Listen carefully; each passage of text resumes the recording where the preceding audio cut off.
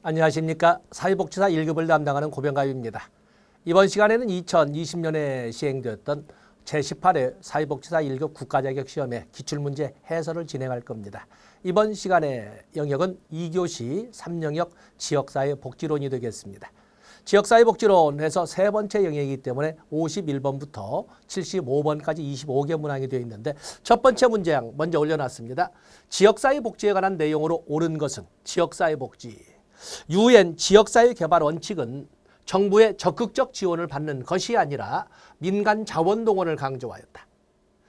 1955년에 발표된 UN 지역사회개발 원칙은 1955년은 그야말로 저개발 국가 또 발전도상 국가를 대상으로 했기 때문에 여기는 민간의 자원을 가지고는 어렵습니다. 그래서 국가의 적극적 개입에 의한 그래서 이 지역사회개발 원칙을 보면 주민의 기본적 욕구에 기초하면서 소위 많은 일관성 있게 정부가 적극적으로 개입하거나 지원함으로써 이루어져야 한다라고 이렇게 명기를 하고 있습니다. 여기에는 틀린 거죠. 민간 자원 동원보다는 정부의 적극적 지원이 필요하다 하기 때문에 틀린 것이 되겠습니다.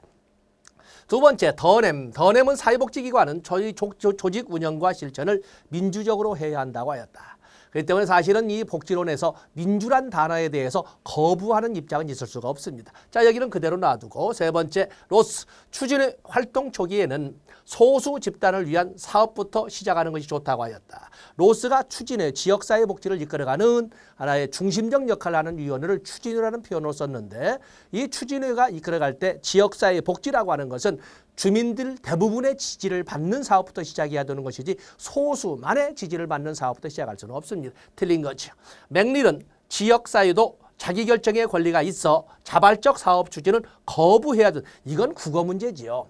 그 소위 자기결정의 권리가 있는데 자발적인 사업 추진을 거부해야 된다. 이거는 논리적 오류입니다. 이건 말이 안 되는 거고 다섯 번째, 월에는 지역사회 조직사업의 주요 목적은 지역사회 205, 폭넓은 권력 집중이라고 했다. 지역사회 조직사업의 주요 목적은 당연히 지역사회나 지역주민들의 권리와 권익의 옹호가 있는 것은 분명합니다만 권력 집중이라고 하는 것은 시대적 흐름에 맞지 않습니까? 광범위한 다양한 이익 집단들이 같이 공존하면서 권력의 분산이 이루어져야 됩니다. 집중이란 말이 틀린 것이 되겠어요. 여기서 옳은 것은 답은 2번이 되겠습니다. 다음 문제로 넘어가겠습니다. 52번으로 넘어가 보시면 지역사회에 관한 설명으로 옳지 않은 것은 지역사회에 대한 정의나 구분은 학자에 따라 매우 다양하다. 그렇죠. 지역사회에 대해서 어떻게 바라보느냐는 다 다를 겁니다. 동성불락이라든지 같은 집성촌과 같은 경우에는 지역사회도 다른 이성적 도시와 같은 지역사회는 전혀 다른 성격을 있기 때문에 정의를 달리하게 될 겁니다. 그래서 학자에 따라 매우 다양하다. 현대의 지역사회는 지리적 개념을 넘어 기능적 개념까지 포괄한 추세이다. 물론 우리 오랜 인류의 역사는 지리적 공간 범위 위에서 같이 살아가는 사람들의 집합체로서 지리적 지역사회의 개념을 가지고 살아왔고 아무래도 영원히 지구가 사라지지 않는 이상은 지리적 지역사회는 존재하게 될 겁니다. 그런데 옛날에는 생각하지도 못했던 영역들이 굉장히 빠른 속도로 확산되고 있는데 같은 지역에 살지 않으면서도 교통을 넘어서 통신의 발달을 이용한 이런 기능적 지역사회가 확산되고 있거든요. 바로 이제 그 표현을 하고 있습니다. 맞습니다. 지역사회를 상호 의존적 집단들의 결합체로 볼 수 있다. 그렇죠. 상호 의존적. 그 상호 의존적 결사체가 어떤 공간에 존재하느냐. 지리적 공간 범위에 존재하느냐 아니면 사이버 공간 범위에 존재하느냐에 따라 가지고 2번과 연결된다면 지리적 지역사회와 기능적 지역사회로 설명해 볼 수가 있는 것입니다. 펠리는 역량 있는 지역사회를 바람직한 지역사회로 봤다. 좋은 지역사회, 와레는 보통 지역사회에 바람직한 좋은 지역사회를 좋은 지역사회란 말로 우리가 번역을 하고 있는데 비해서 펠리는 역량 있는 지역사회를 좋은 지역사회로 바람직한 지역사회로 설명하고 있습니다.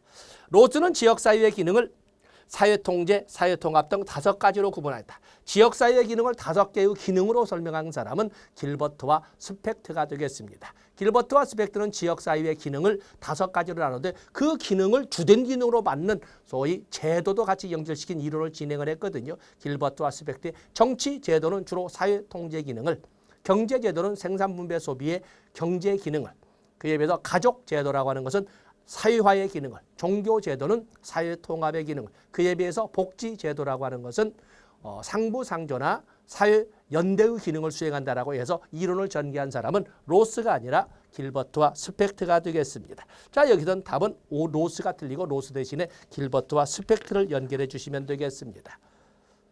다음에 53번으로 넘어가 보시면 한국 지역사회 복지 역사에 대한 설명으로 옳은 것은, 자, 한국 지역사회 어떤 발달 역사는 분명히 나오는 거니까 그거 보면은 첫 번째 지역사회 복지에서 2001년 국민기초생활보장제도 시행으로, 이거 틀린 거죠.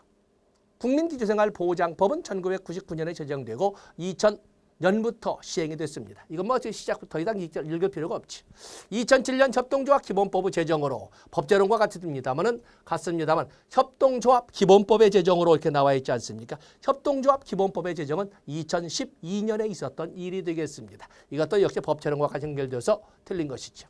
2010년 사회복지 통합관리망 구축. 이건 뭐 여러 번 강조를 했죠. 2010년 사회복지 통합관리망, 2012년 시군구 소위 시군구에 관련된, 그리고 2016년에는 읍면동에 관련된 이런 것이 나오지 않습니까? 그래서 2010년에 사회복지 통합관리망, 2012년에 시군구 희망복지지원단, 2016년에 읍면동 단위의 복지 허브화 사업으로 이런 보다 주민들이나 국민들이 가까워져가는 이런 복지의 흐름을 찾아볼 수가 있습니다. 이건 반드시 암기한다고 그랬습니다.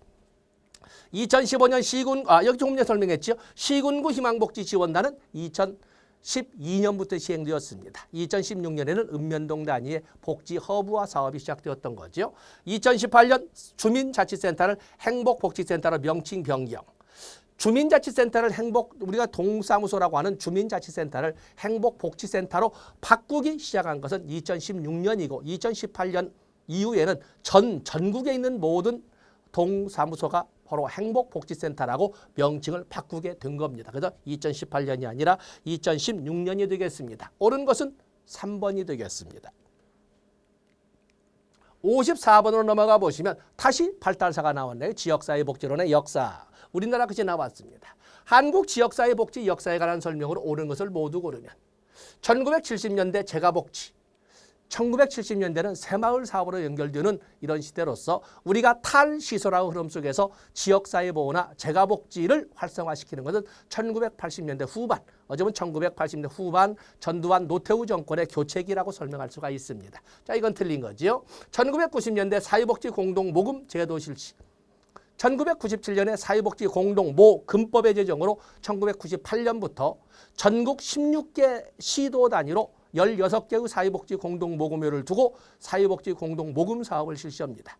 그것을 1999년 사회복지 공동모금법을 모금회법으로 바꾸면서 16개로 나눠졌던 사회복지 공동모금회를 중앙으로 일원화하고, 그리고 시도 단위에는 지위를 두면서 사회복지 공동모금 사업을 시행하게 된 겁니다. 그 흐름은 연역도 있지만 어쨌든 1990년대 맞습니다.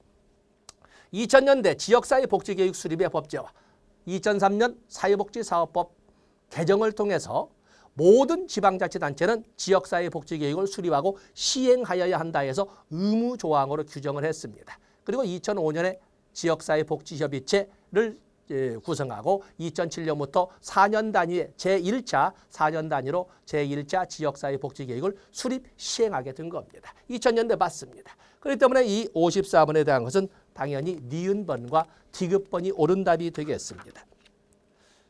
다음 문제로 넘어가 보시면 55번 갈등 이론에 관한 설명으로 옳은 것을 모두 고르면, 갈등이라고 하는 것은 우리가 전부 조화롭게 균형을 이루면서 살아간다는 이런 그 흐름은 기능론과는 달리 갈등이나 사회 문제라고 하는 것은 어쩌다 발생하는 일부 구성요소, 마치 미꾸라지 한 마리가 우물을 또는 연못을 흐려놓는 것처럼 일부 구성요소가 제대로 활동을 못하니까, 적응을 못하니까 부적응 상태이기 때문에 일어난다는 관점과는 달리 갈등과 같은 사회 문제는 인간들이 존재하는 곳에서는 언제나 어디서나 상존하는 현상이라고 이렇게 설명을 했습니다.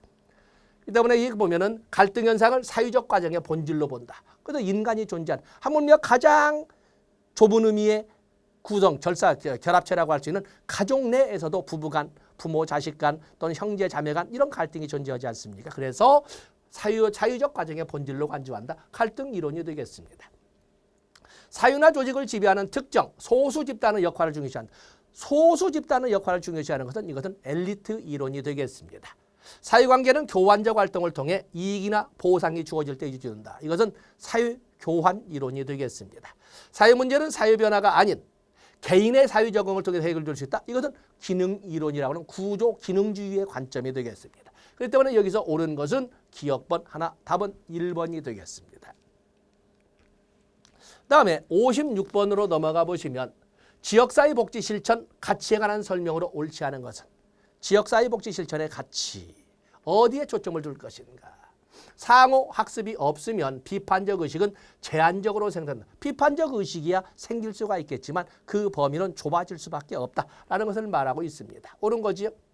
억압을 조장하는 사회구조 및 의사결정 과정을 주시하고 있고 이해한다. 이건 그렇죠. 억압을 조장하는 사회구조나 이것은 말하자면 개선 개량돼야 되지 않겠습니까? 결정 과정 주시하고 있다.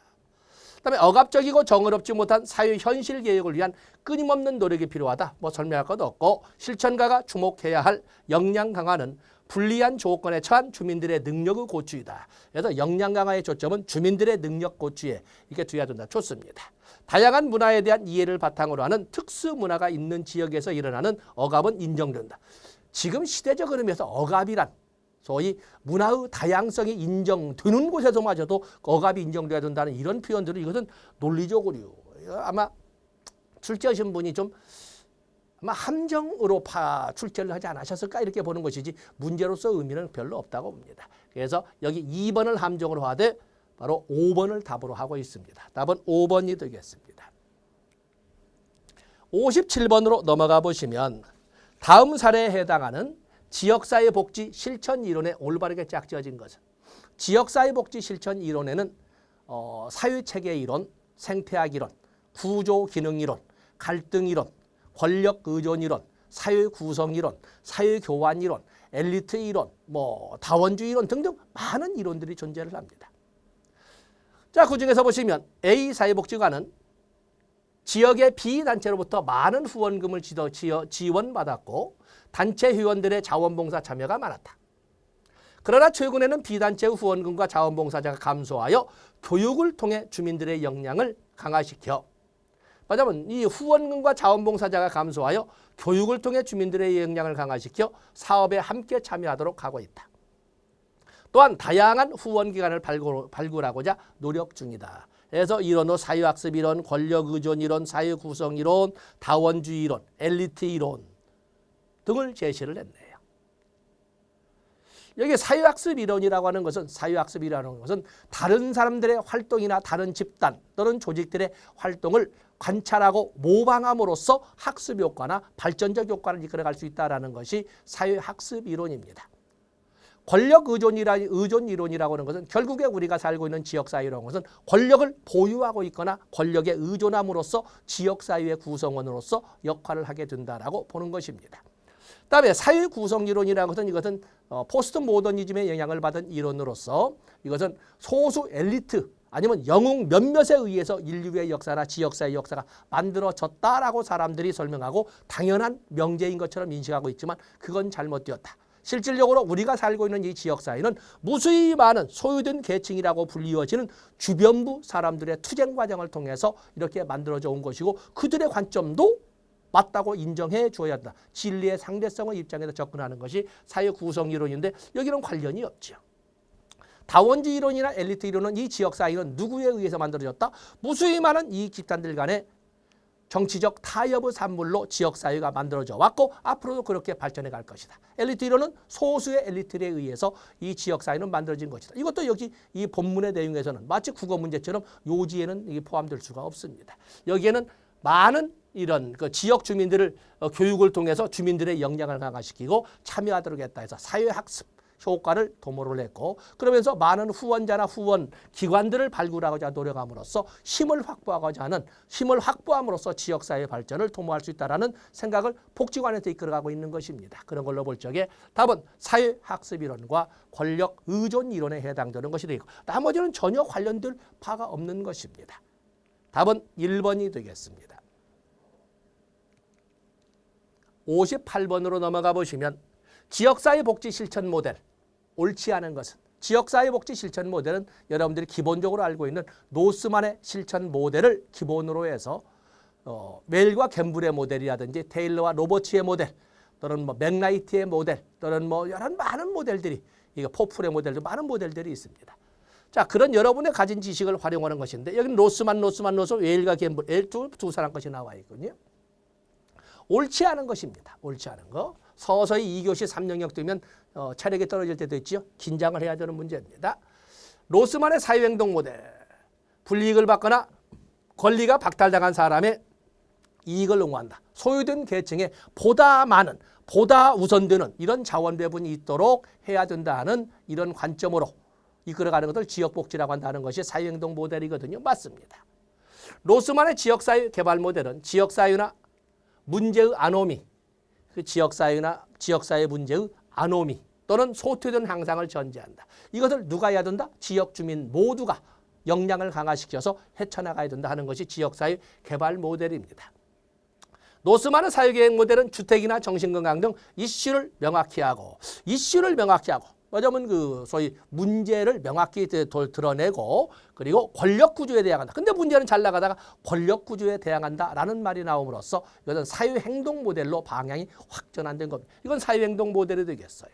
웰과 갬블의 기능적 지역사회 조직 모델은 발달 장애 아동의 부모 모임과 같이 공통 이슈를 가진 집단의 이해관계를 기반으로 한다. 그렇죠? 기능적 지역사회의 개념을 반영한 지역사회 조직화 모델을 설명하고 있습니다.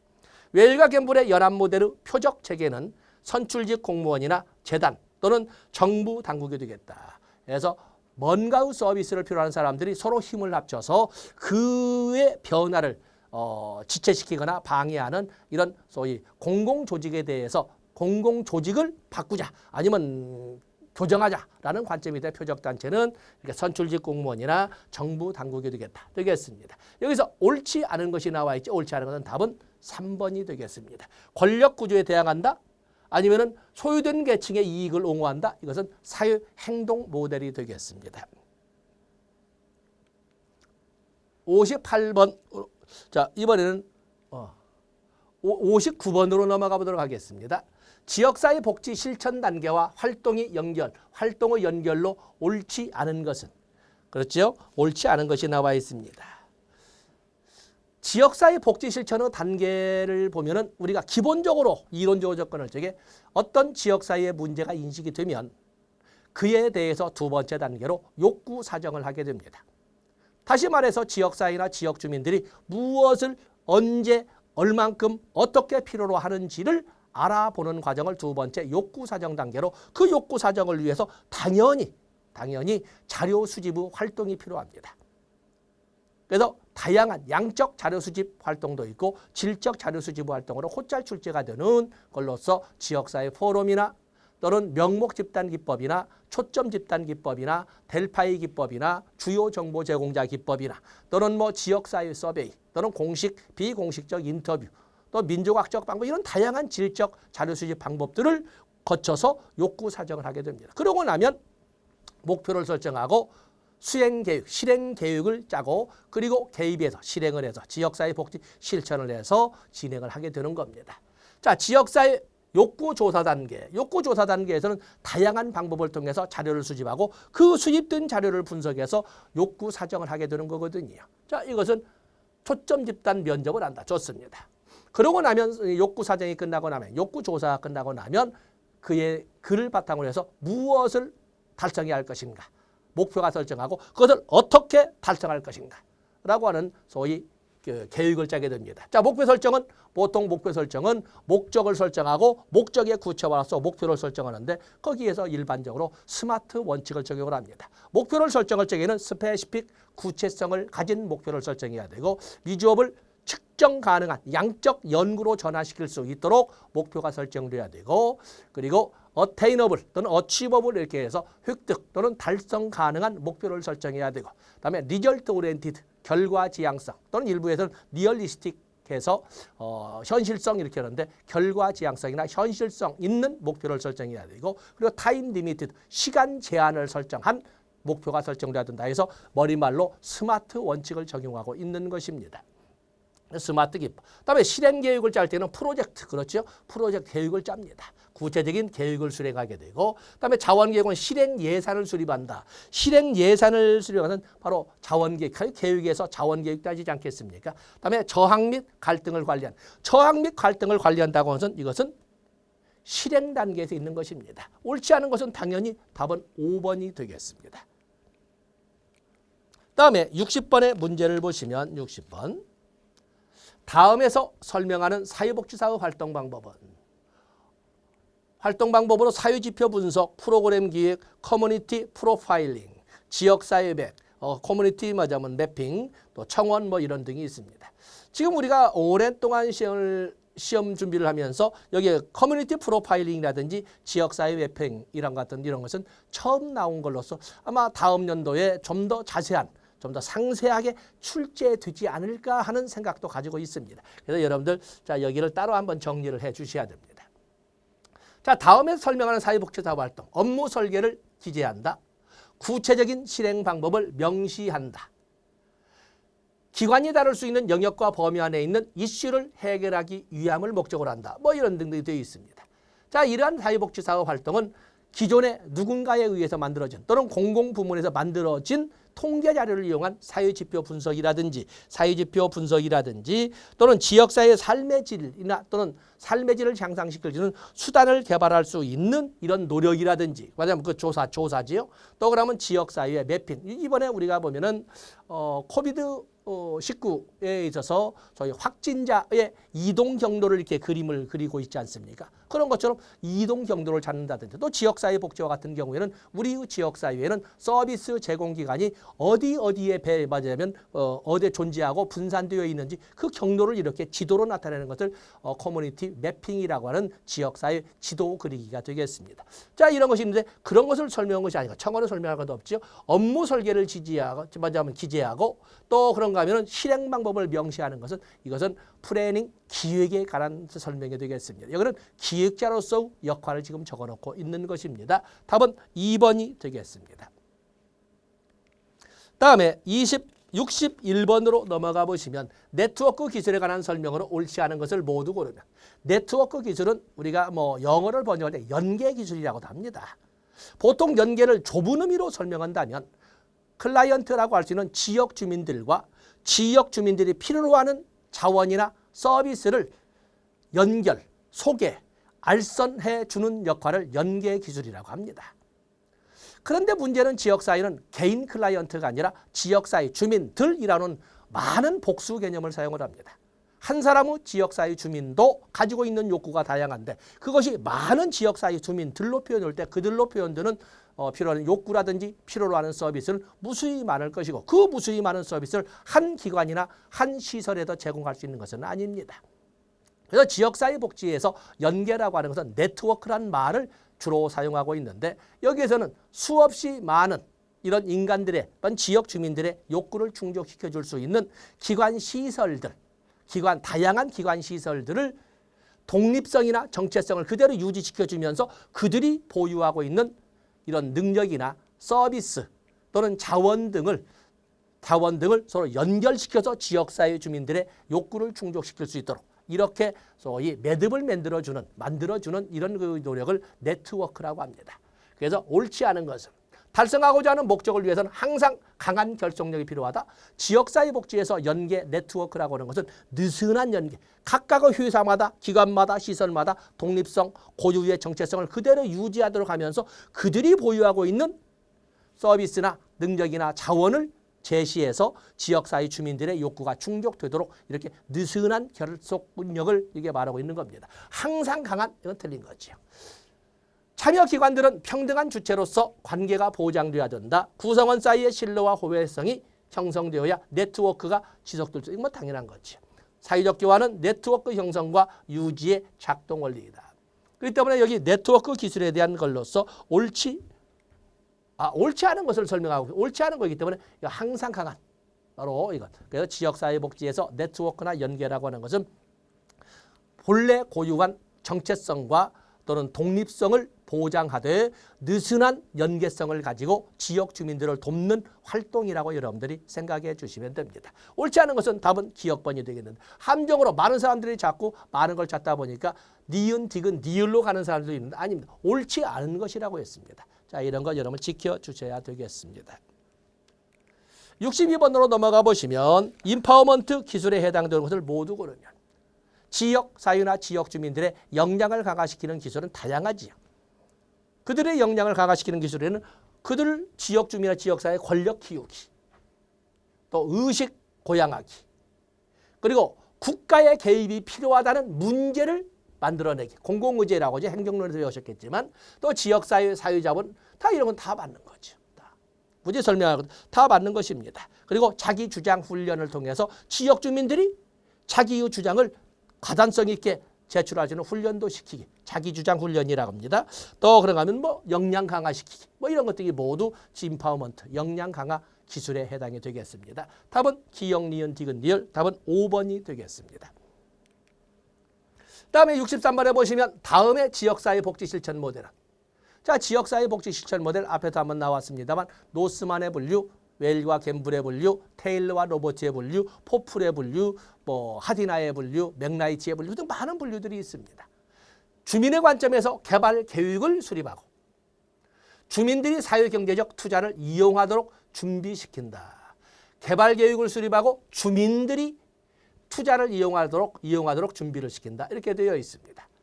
자, 이것은 언더볼 때는 여기 계획을 수립하고 있기 때문에 사회 계획 모델 같은데 여기는 운동 모델, 행동 모델, 조직 모델, 개발 모델, 연결 모델 등 사회 계획 모델이 없습니다. 핵심은 여기에 아니라 이 개발 계획에서 필요한 투자를 누가 주민들이 이용하도록, 주민들 스스로가 하도록. 때문에 이것은 로스만의 분류로서는 지역사회 개발 모델. 이것을 웨일과 갬블의 모델을 표현으로 한다면 사회경제적 지역사회 개발 모델. 이렇게 우리가 설명할 수가 있습니다. 답은 당연히 여기에서는 어떤 권력이라든지 지배, 피지배의 이런 개념이 있지 않기 때문에 답은 4번이 되겠습니다. 지역사회 개발 모델 또는 지역사회 사회경제 개발 모델 또는 사회경제적 지역사회 개발 모델. 웰과 갬블의 모델을 이름으로 표현을 했습니다. 답은 4번이 되겠습니다. 자, 이번에는 64번을 보겠습니다. 조직자의 역할과 기술이 바르게 연결되지 않은 것은, 약간 문제의 표현, 문제를 보면 알겠지만 조직자는 조사로 하여금, 옹호자로 하여금 뭐 이렇게 해서 역할마다 하는 그 역할을 하는 역할을 달리 연결하고 있는, 교사는 지역 주민들의 능력을 개발시키고 옹호자들은 소외된 계층을 위해서 소송 제기 등을 법적 지원이나 법적 지지를 하고, 연계자, 모니터링, 점검 및 모니터링에서 필요한 서비스가 무엇인지를 찾아내서 연결시켜주고, 평가자, 자금을 제공.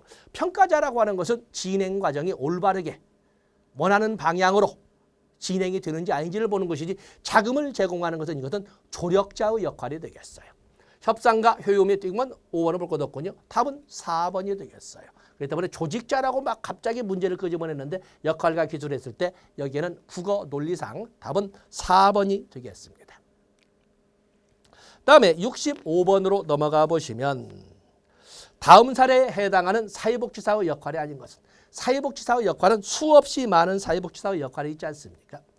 사회복지관에서는 클라이언트의 노후화된 주택의 개보수를 위해 다양한 자원을 활용한 주거 지원 서비스를 제공하려고 한다. 이때 사회복지사의 역할, 관리자, 그렇죠. 그 클라이언트의 주택이 어느 상태인지, 여기는 개보수를 위한 이렇게 나올 때는 관리자로서 업무를 수행했다고 볼 수 있습니다. 후보자, 어떠한 공직이라든지 어떤 업무를 담당할 수 있는 후보자에 대한 언급은 없습니다. 다음에 정보 전달자와 같은 경우는 뭐 다양한 서비스를 제공하려고 한다.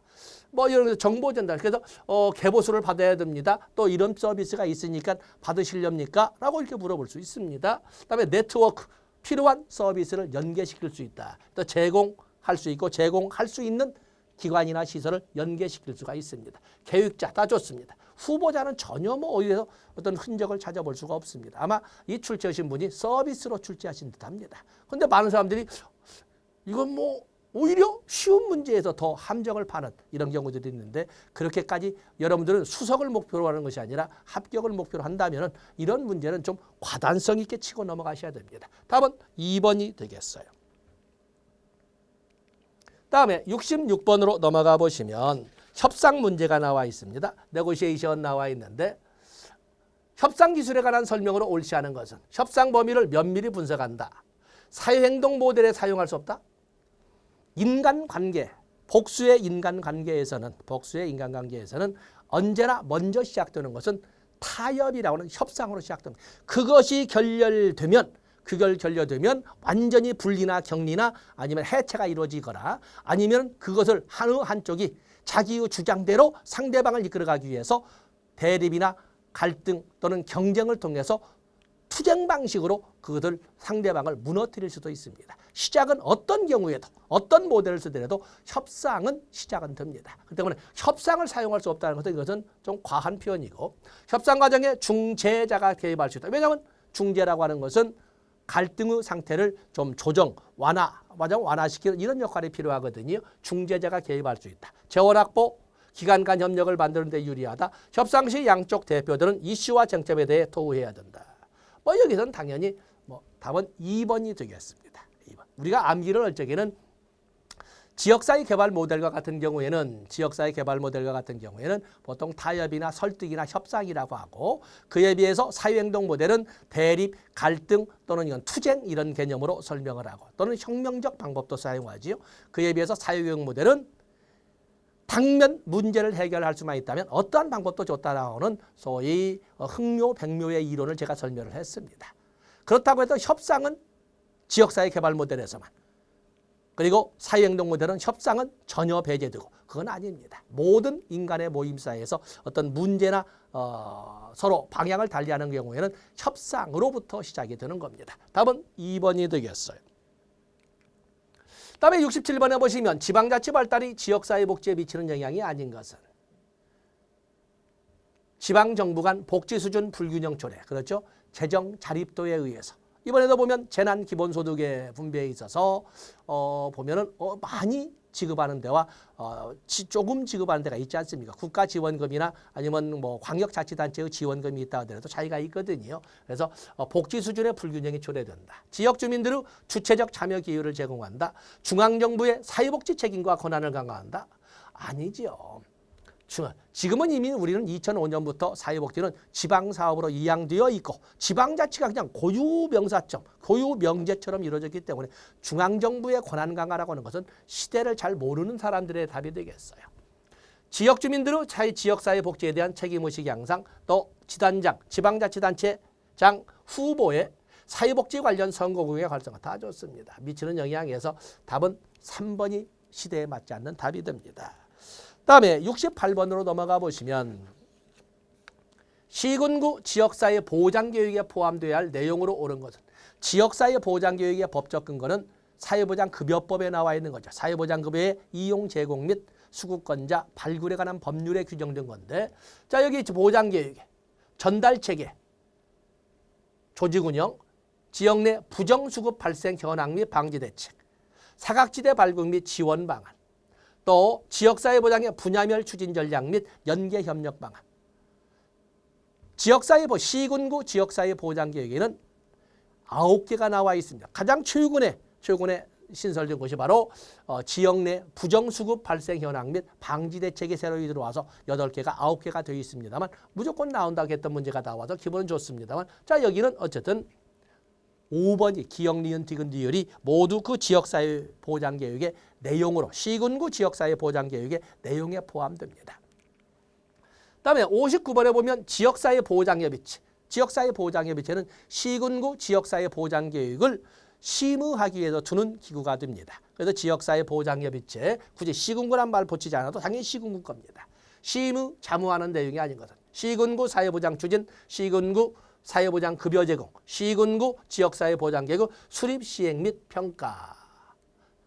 위험한 것은 바로 여기에 있군요. 읍면동 단위 지역사회보장협의체의 구성 및 운영, 특별자치시의 사회보장과 관련된 서비스를 제공하는 관계기관 법인단체 시설과 연계협력 강화. 여기 특별자치시에 관련된 것이 나와 있는데, 자, 이것은 시도 단위의 심의기구인 시도 사회보장위원회 심의자문의 내용이 되겠습니다. 그래서 여기 보면 지역사회 보장계획 수립시행평가에서 협의체가 아니라 이것은 시장, 군수, 구청장이 아니냐라고 하는 함정이 나와 있습니다만, 그러나 답은 5번이 되겠습니다. 바로 이런 문제에서 틈새를 여러분들이 함정을 찾아내야 됩니다. 답은 5번이 됩니다. 다음에 70번에 보시면 사회복지 전담 공무원에 관한 설명을 옳지 않은 것은, 사회복지 전담 공무원의 규정은 본래는 사회복지 사업법에 규정이 되어 있었습니다만 이제는 그 법적 근거가 옮겨가서 사회보장급여법에 근거를 두고 있습니다. 사회복지 전담 공무원은 시도, 시군구, 읍면동, 사회보장사무 전담기구에 둘 수 있다라고 되어 있습니다. 다시 말해서 지방직 공무원입니다. 자, 보시면 2000년 별정직에서 일반적인 사회복지 직렬로 전환되었다. 사회복지 전담 공무원은 본래 1987년에 빈곤 주민 밀집 지역에 먼저 시범직으로 해서 배치가 되었다가 그것이 점차 바뀌어서 2000년에 별정직으로 있던 사회복지 전문요원이라는 이름을 일반직인 사회복지 전담 공무원이라는 이름으로 바꾸게 된 겁니다. 이게 바로 2000년입니다. 국민기초생활 보장제도의 시행으로 인원이 확대되었다. 그렇죠? 2000년부터 시행되기 때문에 인원이 확대되었다. 지금도 계속 확대 추세에 있지 않습니까? 여러분들도 도전하셔야 됩니다. 1992년 서울, 부산, 대구 세 곳에서 처음으로 임용 배치되었다. 아니죠. 1987년에 저소득 밀집 지역인 읍면동에 먼저 시행이 됩니다. 이건 틀린 거죠. 사회복지 전문요원에서 사회복지 전담공무원으로 명칭이 변경되었다. 취약계층에 대한 상담지도, 생활실태의 조사 등 사회보장급여 관련 업무를 담당했다. 여기서 옳지 않은 것은 당연히 답은 3번이 되겠습니다. 이 문제를 바꿔서 공공부문에도 사회복지사가 배치되게 된 것은 1987년이 되겠습니다. 답은 3번입니다. 71번으로 넘어가 보시면 사회복지협의회에 관한 설명으로 옳지 않은 것은, 사회복지협의회는 순수 민간기구이면서 법으로 정해진 법정기구입니다. 법적 근거는 사회복지사업법 제33조에 나와 있습니다. 사회복지협의회는 중앙협의회, 시도협의회, 시군구협의회가 있는데 중앙협의회와 시도협의회는 반드시 설치하도록 필수기구로 이렇게 규정을 하고 있는 데 비해서 시군구협의회는 필요에 따라 둘 수 있다라고 법으로 규정함으로써 의무기구로 설정을 하고 있습니다. 자, 보겠습니다. 민간 사회복지 증진을 위한 법적 단체이다. 사회복지사업법에 규정되어 있습니다. 사회복지 소유계층 발굴 및 민간 사회복지 자원과의 연계협력. 어쨌든 이걸 2번을 가지고 볼 적에 사회복지협의회의 업무도 출제가 될 겁니다. 그래서 만약에 사회복지협의회에서 문제가 내년에 출제가 된다면 사회복지협의회의 업무로 출제가 될 겁니다. 그거 확인해야 됩니다. 시도와 시군구에서 모두 의무 설치다. 의무적으로 설치하는 것은 중앙협의회와 시도협의회이고 시군구협의회는 필요에 따라 둘 수 있다라고 한 의무기구가 되겠습니다. 이건 틀린 거죠. 1970년 사회복지법인 한국사회복지협의회로 명칭이 변경되었다. 그래서 사회복지법인으로 명칭이 이렇게 바뀐 것은 1970년이다. 사회복지에 관한 조사연구, 사회복지에 관한 정책권, 사회복지에 관한 소외계층 발굴, 2번, 5번을 가지고 업무를 우리가 설명해 볼 수가 있습니다. 어쨌든 답은 옳지 않은 것은 3번이 되겠습니다. 72번에 보시면 다음에서 사회복지관이 사회복지 서비스를 우선 제공하여야 할 대상을 모두 고른 것은, 사회복지관은 사회복지시설로 사회복지사업법에 사회복지시설의 하나로 설정을 하고 있습니다. 사회복지관은 2005년 이후에 사회복지가 지방사업으로 이양되기 때문에 굳이 지역이란 말을 쓰지 않아도 지역사회복지관입니다. 그 대상은 당연히 지역주민인데 사회복지관이 보유하고 있는 자원이 지역주민 모두의 욕구 욕망을 충족시켜 줄 수 있을 만큼 넉넉하지는 못합니다. 그렇기 때문에 거기는 우선 지원 대상을 규정을 하고 있습니다. 국기법에 의한 수급자나 차상위 계층, 노인, 장애인, 다문화 가족, 한부모 가족, 직업이나 취업 알선이 필요한 주민, 보호나 교육이 필요한 유아, 아동, 청소년, 기타 이렇게 해서 5개의 영역을 사회복지사업법에 규정을 하고 있습니다. 자, 여기 보면 사회복지관의 서비스를 우선 제공해야 할 대상. 조금 전에 설명했던 사회복지사업법 규정 법제론과 연결되어 있습니다. A씨는 국민기초생활 보장법에 따른 수급자로서 A씨 당연히 대상자가 되겠네요. 75세인 어머니, 75세 노인이죠. 노인 어머니, 보호가 필요한 유아 자녀와 교육이 필요한 청소년 자녀, 당연히 보호와 교육이 필요한 유아 아동 청소년 대상입니다. 취업을 희망하는 배우자, 취업이나 직업 활성이 필요한 주민. 그 때문에 여기에 있는 사람들은 모두가 우선 서비스를 제공받을 수 있는 범위에 해당이 되겠습니다. 답은 5번이 되겠어요. 이 73번에 보시면 사회적 경제에 대한 설명으로 옳은 것을 모두 고르면, 사회적 경제라고 하는 것은 사회적 경제라고 우리가 설명을 하면 소위 지역 주민들의 삶의 질을 향상시키는 이런 것을 하면서 동시에 소위 기업으로서 영리 활동도 할 수 있는 이런 기업을 사회적 기업이라고 합니다. 그런 사회적 기업, 마을 기업, 자활 기업 뭐 이런 등등을 또는 협동조합 등을 우리가 총칭하는 말이 사회적 경제가 되겠습니다. 협동조합의 발기인은 5인 이상의 조합원 자격을 가진 자들이 창립총회를 열고 하는 거지요. 창립총회 열고 시도 지사에 신고함으로써 설립할 수 있습니다. 마을기업은 회원 외에도 지역 주민의 의견을 적극 반영해야 하는 말 당연한 거죠. 자활기업은 조합 또는 부가가치세법상의 사업자로 한다. 뭐 여기에는 뭐 굳이 이유를 달 것이 없네요. 여기에는 모든 것이 맞는 답이 되겠습니다. 74번에 보시면 한국지역사회복지의 최근 동향으로 옳은 것을 모두 고르. 옳은 것은 중앙정부의 사회서비스원 운영? 틀린 거죠. 사회서비스원은 2020년도에 7개 시도가 지원을 했습니다만 이것은 광역자치단체가 주체가 되어서 운영하는 공익법인입니다. 그런데 중앙정부라고 하는 말은 틀렸습니다. 시군구 복지어부화 사업, 우리는 2010년에 사회복지 통합관리망, 2012년에 시군구 사회복지사업, 그리고 복지어부화 사업은 2016년에 읍면동 단위로 실시되는 사업입니다. 때문에 시군구가 아니라 이건 읍면동이 되겠어요. 읍면동 찾아가는 보건복지 서비스 실시. 그렇죠. 이건 우리가 서울부터 시작된 찻동, 찾아가는 동주민센터라고 했던 찻동 사업을 가지고 설명을 하고 지금도 하고 있지요. 사회적 경제 주체들의 다양화 좋습니다. 여기서 옳은 것은 디귿번과 옳은 것입니다. 옳은 거. 디귿번과 니을번. 답은 3번이 되겠습니다. 그다음에 75번에 보시면 지역사회복지운동이 갖는 의의에 관한 설명으로 옳은 것을 모두 고르면 지역사회복지운동, 지금 지역복지론입니다. 지역복지론. 그래서 국가 개입을 최소화하고 민간 자원의 동원 또는 지역 주민들의 참여를 극대화해서 지역 주민들의 복지 욕구 충족을 극대화시켜보자 하는 운동을 지역사회 복지운동이라고 합니다. 복지권리의식과 시민의식을 배양하는 복지권 확립, 지역사회의 다양한 자원 활용 및 관련 조직 간의 협력을 통한 지역 자원동원 좋습니다. 지역사회의 정체성 확인과 역량 강화를 통해 지역사회 변화주도 목표입니다. 사회복지가 추구하는 사회적 가치로서 사회정의 실현. 이 사회정의 실현은 너무 확대시키는 개념이에요. 우리는 지역복지론에서 지역 주민들의 욕구 충족의 극대화를 이끌어가는 것이 사회정의까지. 사회정의는 이것은 지역복지로 미시어로 올 게 아니라 국가적 차원에서 보는 겁니다. 그렇기 때문에 이것을 이연령 비연령이 되면 문제가 되겠습니다만 보통 우리가 지역사회 복지운동이라는 딴 범위를 정했기 때문에 답은 기역, 니은, 디귿이 되겠습니다. 자, 이렇게 해서 이번에는 우리가 18회에서 나왔던 2교시 3영역 지역사회복지론의 기출 문제를 분석해 봤습니다. 자, 여러분들 만만하지 않습니까? 겁 상실하고 겁을 상실하시고 들어오셔도 충분히 다른 과목의 개수를 나눠줄 수 있는 그런 난이도였다고 볼 수가 있겠습니다. 자, 여기까지 하겠습니다. 고맙습니다.